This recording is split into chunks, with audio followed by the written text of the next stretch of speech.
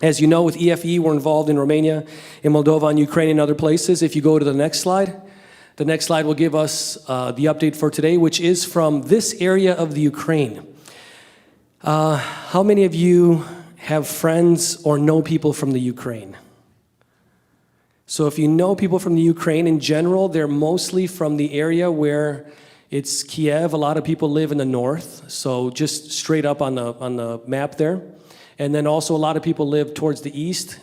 The area and the problems that they have been having in Ukraine and with Russia is specifically in the eastern portion. So where the yellow sticker is that says Hosanna, Ukraine, that's exactly where the problems are. And a lot of issues have come because of that. And I want you to know, brothers and sisters, that there's a huge need for evangelism in Ukraine. Not only in that area, but also all over the country of Ukraine. Last week we gave you the update from Ukraine, which is on the north side of Romania, but on the west side of Ukraine, which is Chernouts. So if you, I don't have my pointer with me, but Chernouts is just above Radouts. If you look at Iași on the map, the first big city in Ukraine is Chernouts. And that's where we had the update for last week. This week we're going to the delta where that red dot is. And if you believe it or not, it's really strange in Europe especially, because the countries were formed after the war. There are villages on either side of countries that speak completely different languages. So if you go to, for example, to Serbia, there are villages on the western side of Romania into Serbia, if you can see the map there, where they speak Romanian. They do speak Serbian as well, but they speak mostly Romanian.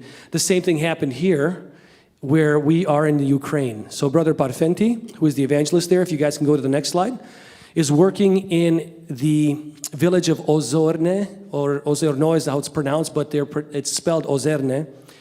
And he has been working at this church. I want you guys to see the picture on the left. My left, your left as well. It's in repair right now, and the Lord has helped them to get to a really good point. The picture on the top is the church as it is today, and this is just a small village church. If you think about it, it looks like a house. But that's how they do evangelism in the Ukraine and especially in Moldova. They have a person who's dedicated in a village. They buy a house, they change it into a church. That person sometimes lives there, sometimes not. In this case, they do not, because this building is completely dedicated, but there are times where the evangelist will live there, and then he takes care of the church as well.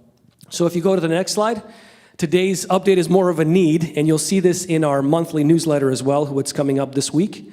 The monthly newsletter says that by God's grace, I'm going to read here, they have finished the outside and inside of the church, so the restoration project is complete, and now it's time to set up the inside. Brother Parfenti mentioned that they need to purchase the chairs and some of the other equipment for the dedication of the church.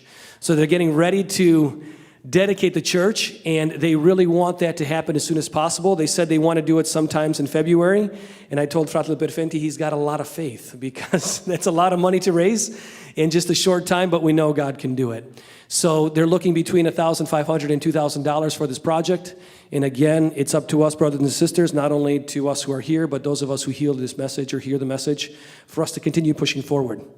The gospel dream is a real dream. It's not just something that popped into my brain or into someone's brain. We need to preach the gospel. Of course, our focus is on Eastern Europe. That's where it's always been.